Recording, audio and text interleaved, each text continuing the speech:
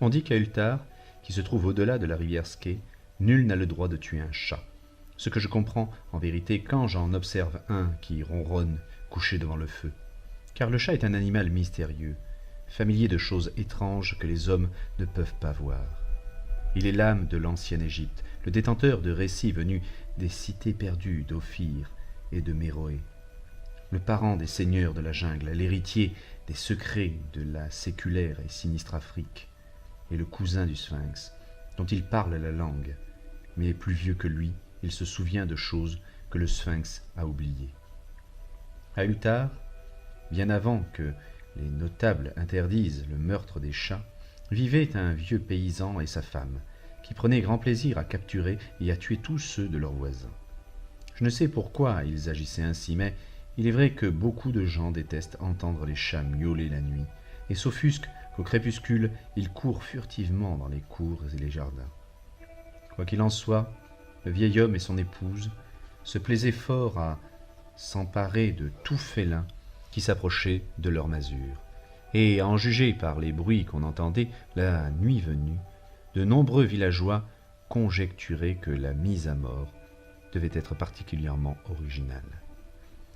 Mais ils n'abordaient pas ces questions avec les deux vieux, à cause de l'expression qu'on lisait sur leurs visages fanés, et également parce que leur chaumière, aussi minuscule qu'obscure, restait cachée sous de grands chênes, derrière un terrain en friche. À dire vrai, les propriétaires de chats les détestaient, mais les redoutaient plus encore, et, au lieu de les traiter d'assassins, se bornaient à prendre garde qu'aucun chasseur de souris n'aille errer aux environs du taudis dissimulé là-bas sous les arbres ténébreux. Quand une fatale négligence entraînait la disparition de l'un d'eux et que certains bruits se faisaient entendre dans la nuit, le possesseur de l'animal se lamentait, impuissant, ou se consolait en remerciant le destin que l'un de ses enfants ne se fût pas éclipsé de la même manière. Car les habitants d'Ultar étaient des gens simples et ne savaient même pas ce qu'il advenait des chats. Un jour, une étrange caravane de nomades venus du sud pénétra dans les étroites rues pavées de la ville. Ils étaient noirs de peau et très différents des vagabonds qui traversaient le village 2 fois l'an. Sur la place du marché, ils dirent la bonne aventure pour quelques pièces d'argent et achetèrent aux marchands des perles de couleurs vives. Personne ne savait d'où ils venaient, mais ils psalmodiaient des prières inconnues et les parois de leurs roulottes étaient peintes de figures bizarres au corps d'hommes surmontées de têtes de chats, de faucons, de béliers et de lions. Et le chef de la caravane portait un chapeau orné de 2 cornes, entre lesquelles reposait un disque curieux. Il y avait dans cette singulière caravane un enfant sans père ni mère, qui n'avait plus à chérir qu'un petit chaton noir. La peste ne s'était pas montrée tendre avec lui, mais lui avait quand même laissé cette petite boule de poil pour adoucir son chagrin. Et quand on est très jeune, on peut se consoler au spectacle des joyeuses facéties d'un chat noir. Aussi le petit garçon, que le peuple à peau sombre appelait Ménès, riait-il plus qu'il ne pleurait, assis avec le gracieux animal sur les marches d'une roulotte aux peintures bizarres. Le nomade était à Ultar depuis 3 jours, quand un matin Ménès ne put retrouver son chat. Comme il pleurait à grands cris sur la place du marché, des villageois lui parlèrent du vieillard et de sa femme, et des bruits entendus durant la nuit. Quand il apprit cela, ses pleurs cédèrent la place à la réflexion, et pour finir à la prière. Il étendit les bras vers le soleil et pria dans une langue que nul ne pouvait comprendre, bien qu'à la vérité les habitants de la ville n'aient pas fait beaucoup d'efforts en ce sens, occupés qu'ils étaient à observer le ciel et les formes étranges que prenaient les nuages.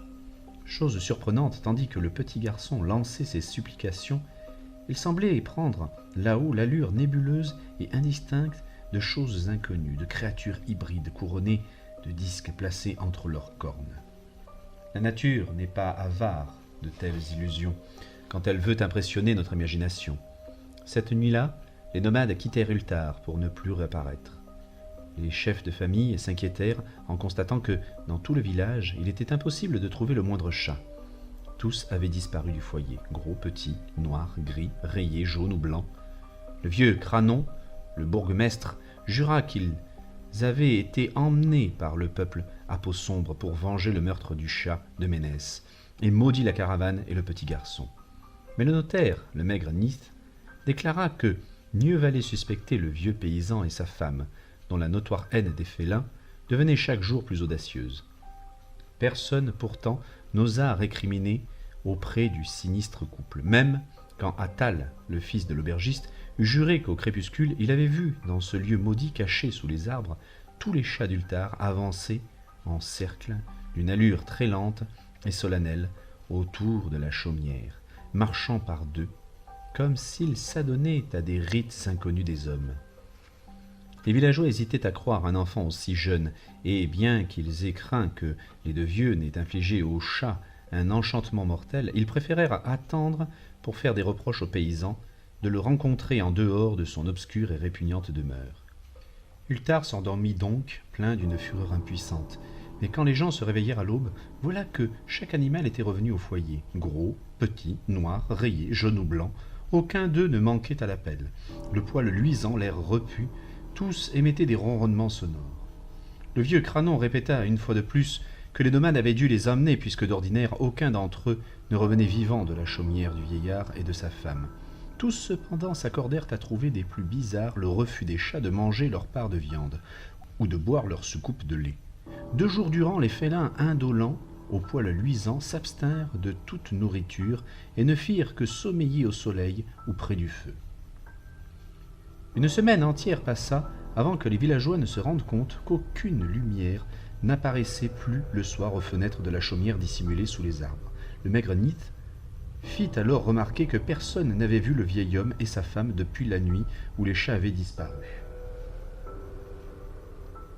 La semaine suivante, le bourgmestre décida de surmonter ses craintes et d'aller à la demeure silencieuse pour voir ce qu'il en était. Il prit soin cependant de se faire accompagner de Shang, le forgeron, et de Tulle, le tailleur de pierre, pour qu'ils lui servent de témoins. Quand ils eurent forcé la porte, ils ne trouvèrent que 2 squelettes humains parfaitement nettoyés, gisant sur le sol de terre battue, et un grand nombre d'étranges scarabées qui rampaient dans les sombres recoins de la pièce. Il s'ensuivit de longues discussions entre les notables d'Ultar. Zat, le juge, débattit sans fin avec le notaire, le maigre Nith, et Cranon, Shang et Tulle se virent accablés de questions. Même le fils de l'aubergiste, le petit Attal, fut interrogé en détail et reçut une sucrerie en récompense. Tous parlèrent du vieux paysan et de sa femme, de la caravane de nomades à la peau sombre, de Ménès et de son chaton noir, de ses prières et de l'aspect du ciel à ce moment-là, des rites auxquels s'adonnaient les chats la nuit où les nomades avaient quitté Ultar, et de ce qu'on avait trouvé plus tard dans la sordide demeure cachée sous les arbres ténébreux.